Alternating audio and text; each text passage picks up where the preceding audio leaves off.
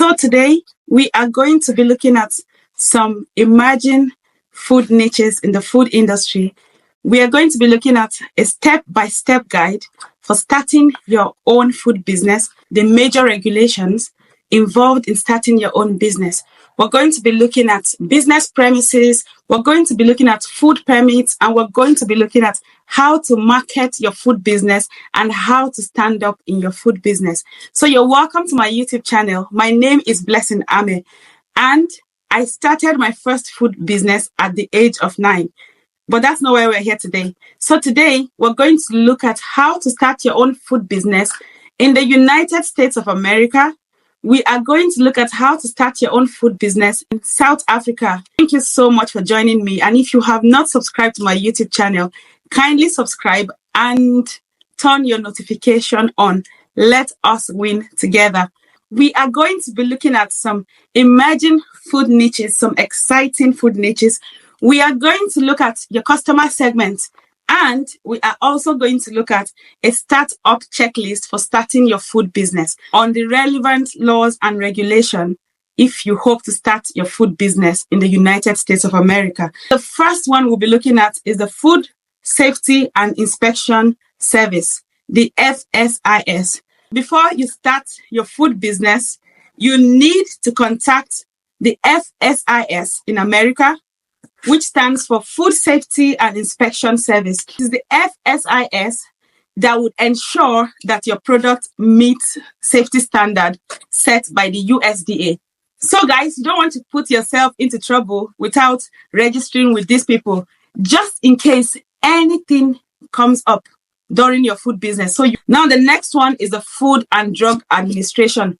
This is one of the most popular ones because you can find them almost in any location or any country you go to.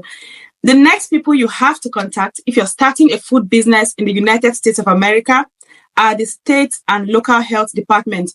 Again, pretty much every local government or community have their own local health departments. So no matter where you're about to start your food business, whether America, whether United Kingdom, you need to contact your state local health department to obtain all the necessary permits and licenses you need, so you can also comply with the health and safety codes specific to your location. Next one, Environmental Protection Agency. So let's quickly look at some best emerging trends and strong food niches you should consider in 2025.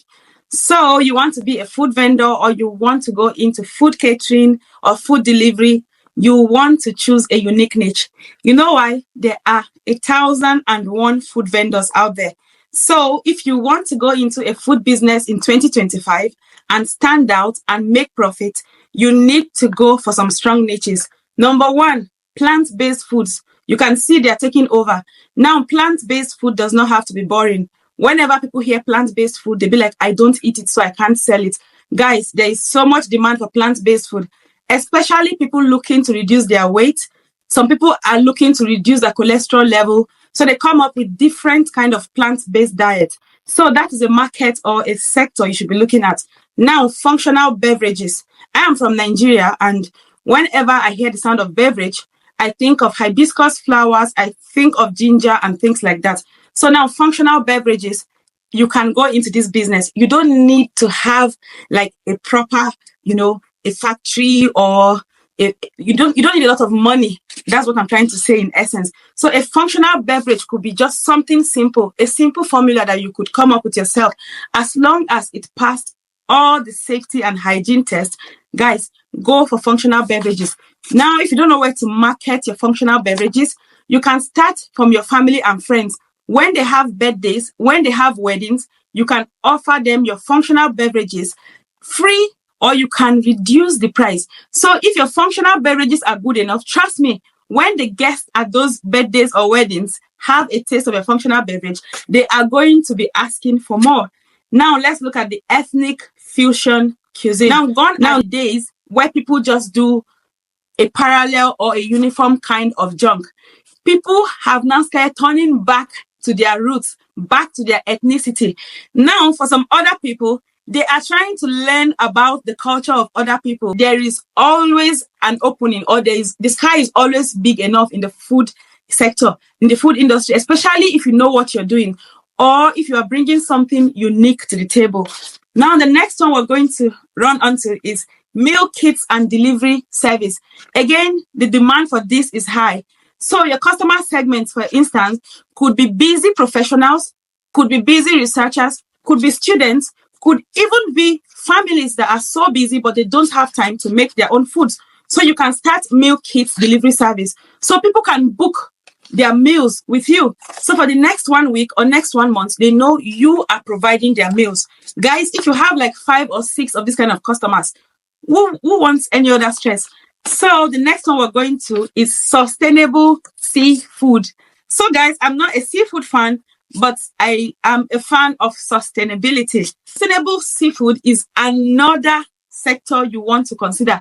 You can see that seafood is becoming a big thing. If you go into sustainable seafood, I know you can build a customer segment for people that are inclined with things that has to do with sustainability. Let's move on to fermented foods. So fermented foods can be drinks, can be food, it could be solids, it could be liquids. I mean, think of ideas, come up with something. Again, growing up in Nigeria, I remember my late grandma. She used to sell alcoholic beverage in the village, and she only made it from guinea corn and fermented rice. So when I was much younger, I was wondering, why is she fermenting this stuff? But with age, and when I tasted what my grandmother made, I started enjoying my grandma's fermented, drinks. So my grandma was one of the most popular drink seller in my village before she died. So in my dialect, it is called obiolo, usually made from guinea corn, fermented rice, a little bit of sugar if you want, some ginger, and some cloves if you want. So my grandma was into fermented food. She used to make a lot of drinks. And people used to come patronize my grandma. They bought my grandma drinks, sometimes in 25 liters. Going to organic and non-genetically modified products. Now there's so much GMOs and non-organic or unorganic, if you have it, so much in the market these days. You find a vegetable that was grown in maybe 2 weeks. People that are into farming, please help me out. You find some of these tomatoes that they were cultivated somewhere without sunlight, without nothing. Some people are now trying to start eating healthy again. In fact, they don't have any business with junks or anything that is not organic.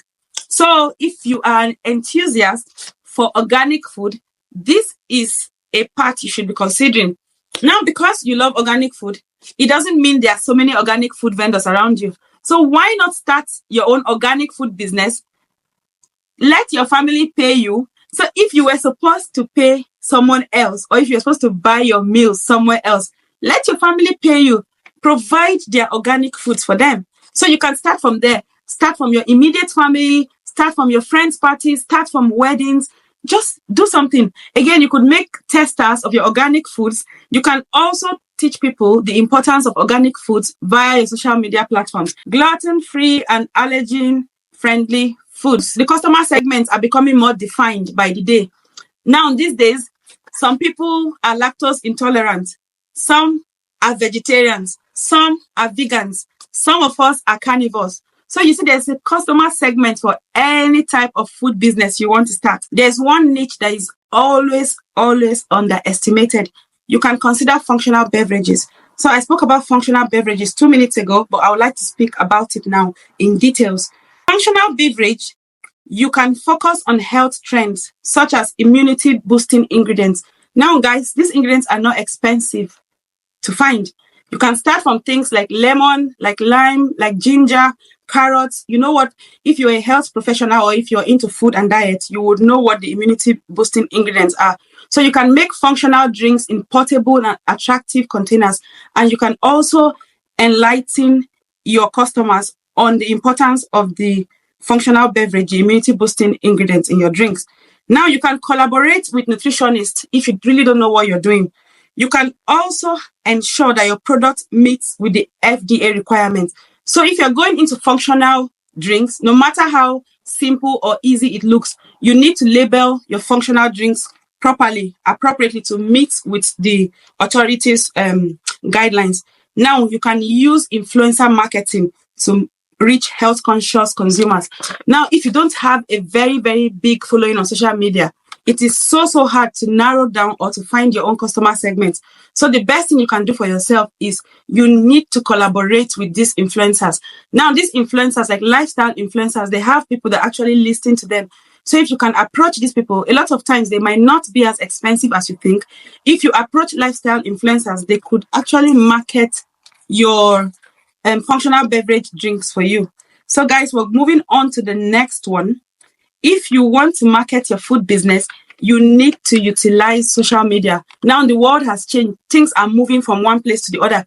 You don't be left in 1960. So you have to have a social media presence. If you don't, for me personally, I didn't have a social media presence until I went into business full time a few years ago, and I started growing my social media from the scratch.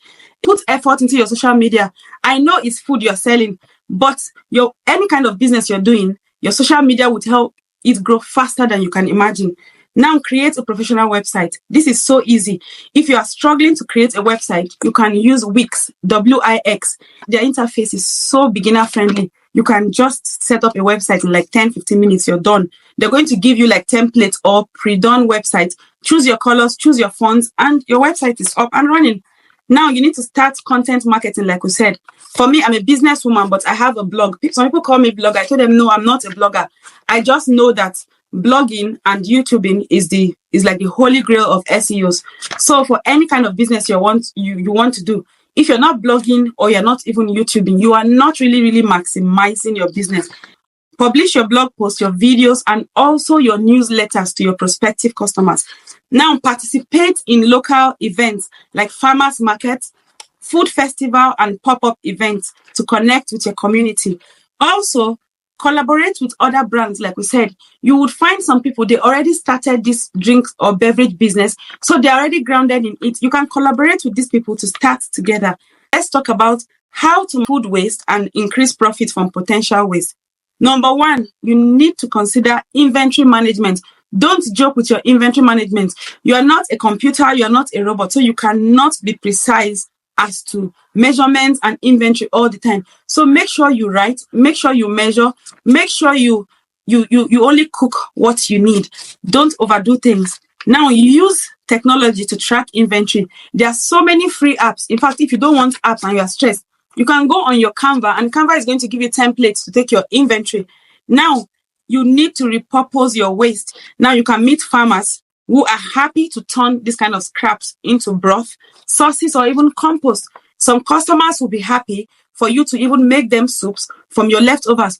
Or you can make your own family jars of soups from your leftover. So make these soups and freeze them and use them on rainy days and donate to food banks, and you can also donate to charity. Now you need to start upcycling. For instance, when your fruit is going too soft, you can mix them or incorporate them into your pastry. Now, if your meat stock is a lot for what you're cooking today, you can freeze your meat stock and use it next time for something else. Consumer education. If you don't tell your consumer all the goodies and vitality in your food, trust me, they wouldn't know. So you need to educate your consumers if you want them to patronize you. So if you tell them this food is so nutritious and filled with vitality, guys, that's not enough. They won't even understand what you're saying. Importance of social media presence and a website. Like I already said, a strong online presence is vital for modern food businesses. Social media platforms allow you to engage with customers, gather feedback, and build a community around your brand. So guys, we've talked about the strongest and the emerging trends that you should consider in 2025. So if you are going to start a food business in 2025, kindly leave me a comment, and I'm going to come back later and respond to your comments. So guys, let's speak about successful food business owners. Now, Jamie Oliver is a celebrity chef from the United Kingdom, and he is known for his focus on healthy eating. So the first time I came to Aberdeen in 2018, and I saw Jamie Oliver in my school, I was like, wow, that sounds like a very posh name for a food, business. Let's even see what they have to offer. And I had lunch there, and the truth is, I actually felt healthy after I finished eating that lunch. I'm sure it's just a thing of the head. It's all in my head. Anyways, moving on, we have Alice Waters. Alice Waters is from the United States of America. She's the founder of Shares Panis. She's an advocate for organic and local foods. So guys, this is a woman close to my heart. I'm from Africa, and my grandparents were farmers before they passed on. And I know how sweet and how nutritious and how delicious organic food can be. On to the next one, David Chang, also of the United States of America. He's the founder of Momofuku Restaurant, and he's an innovator of culinary arts. So, Master Chefs is one of my favorite programs to watch all the time. And guys, I can't just help but, just imagine finding myself in these people's position. Some nurses for aspiring food entrepreneur. So, if you want to start a food business, here are some books that I think you should read. I've read at least 3 of these books. Now, the first one is called The Lean Startup by Eric Rice. The Lean Startup. The second one is Setting the Table by Danny Meyer. And the third one is The E-Myth Revisited by Michael Gerber. The fourth one is Small Business Management. I love that one because it's not just for food business people, it's for everybody. Now, the fifth one is Blue Ocean Strategy by W. Shan Kim and Rini Mobon. Now, if you're still looking for more resources, you can check this website, SBA, Small Business Administration. You can find them at www.sba.gov. The next one is FDA Safety. You can find them at www.fda.gov/food. The next one is National Restaurant. For United States, www.restaurant.org. And we have Food Business News. You can find them at www.foodbusinessnews.net. Now, starting a food business in the United States of America in 2025 requires careful planning, creativity, and a commitment to quality and sustainability. So, guys, we already spoke about sustainability, and these days, all the customers, especially the Gen Zs, they are so woke. So, if you're not looking at ethically sustained food and sustainability kind of niche, you might be missing out on a lot of money. Yes, you might be doing well already in your own niche, but why not try and switch things, spice things up a little? Show your customers that you have this other side, ethically sourced food, organic food. People like to hear things like this. It's, sometimes we will say we eat with our eyes or with our mind before it even enters our mouth. So guys, for the people into ethically sourced food, they are in the forefront. So that is one niche you should be looking at. Now, I am going to look at a startup checklist. So if you want to start a food business, here is your startup checklist. The first thing you want to do is market research. That means you need to analyze trends and demand in your niche. So you need to see if people really want to eat what you have to sell. So you can't just start a food business because you think this is what people should eat. You should also try to observe, what do people want to eat now? Now you need to write a business plan for your food business. It doesn't have to be too adventurous.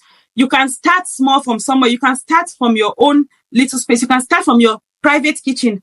Now you need to obtain your necessary licenses and permits. For example, a food handler's permit. Just go on your Google tab on your browser, just type licenses and food permits near me and register for your permits. Now you need to secure a commercial kitchen if you want to go big. But if you don't want to go big, you can start from your space. Now develop recipes and test. For somebody like me, I don't have to develop recipes. My mom started teaching me how to cook since I was 9. So she kept teaching me how to cook to the point now that I can't even use a spoon to take measurements. I just sprinkle salt with my fingers. I can't even measure things anymore. Again, don't be like me. You need to develop your recipes and you need to test over and over. Again, I don't test. I can just use my eyes. The food is ready. Don't be like me. Next one, packaging and branding. Now, guys, this is very, very important. Some people say when a food tastes nice, people will definitely buy the food.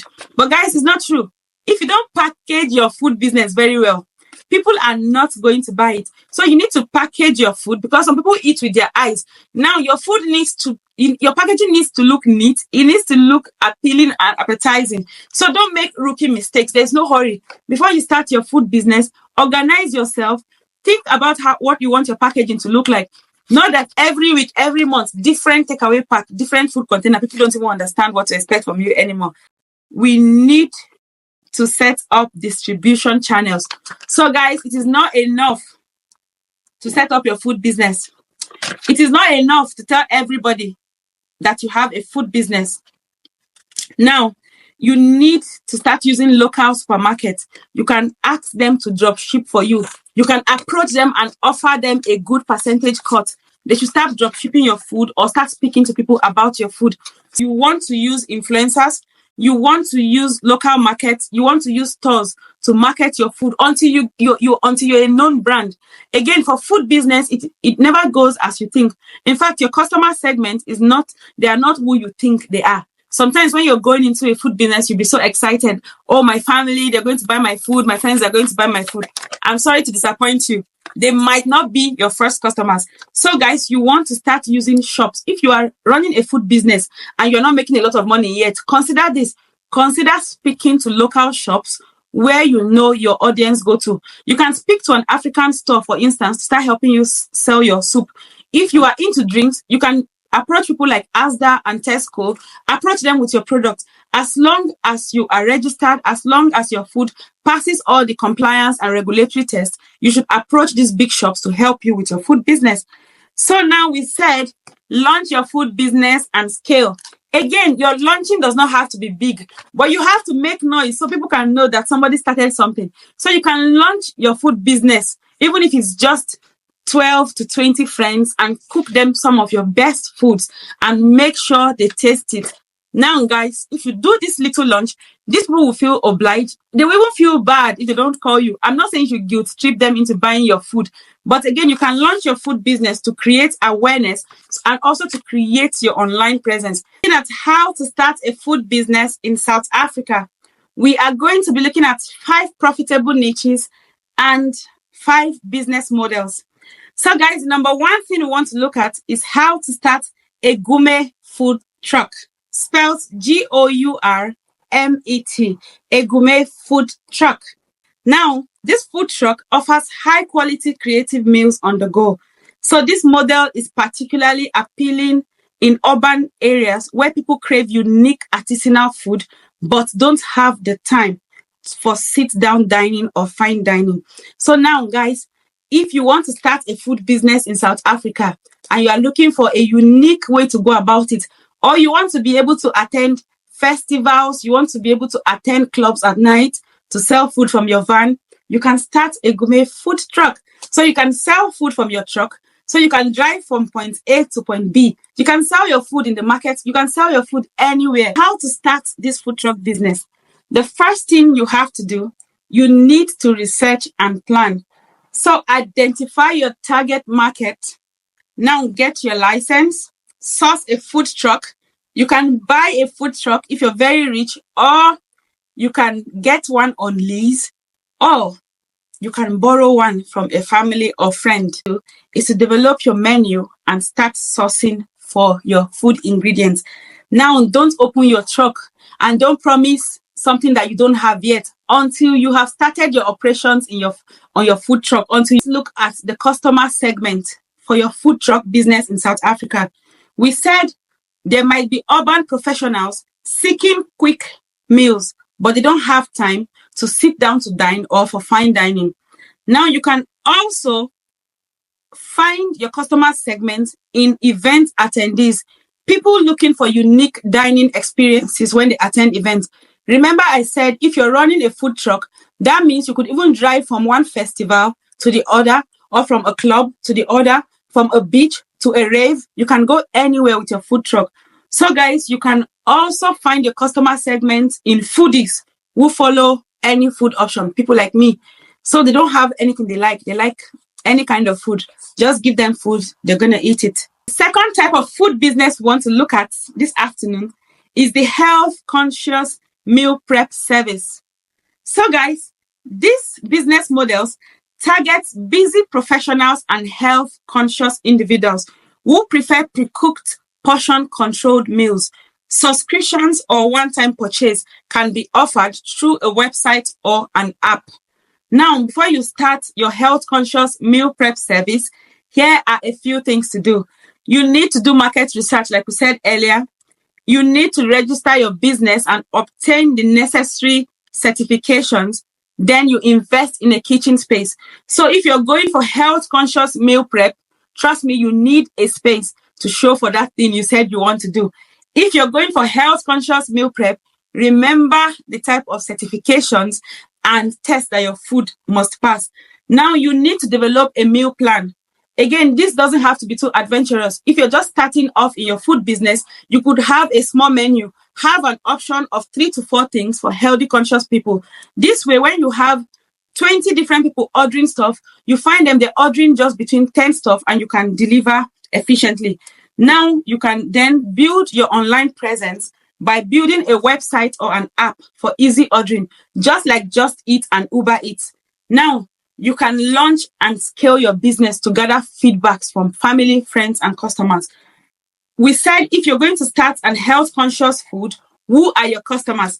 So your customers could be fitness enthusiasts. You know those gym bros around you?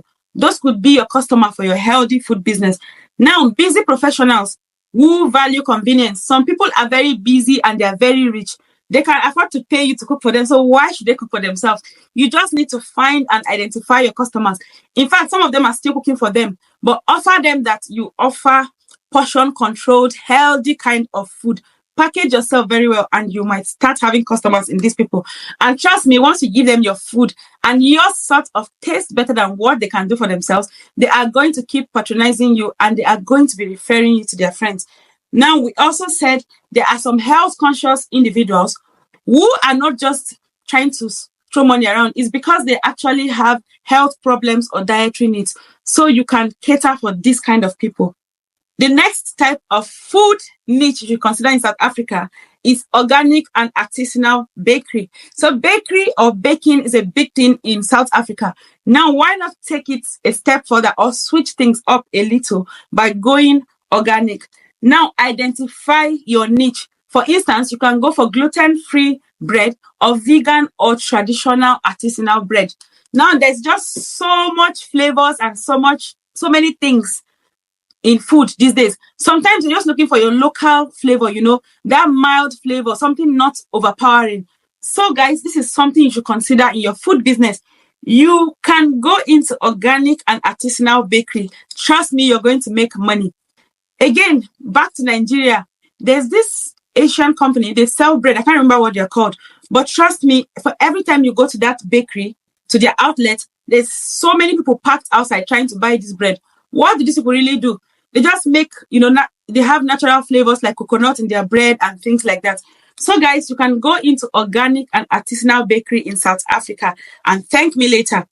Now, if you are looking for your customer segment, again, health conscious customers, eco-friendly customers, ethically minded shoppers, foodies, and artisanal product lovers. So some people like me are just foodies. They will eat anything you give them.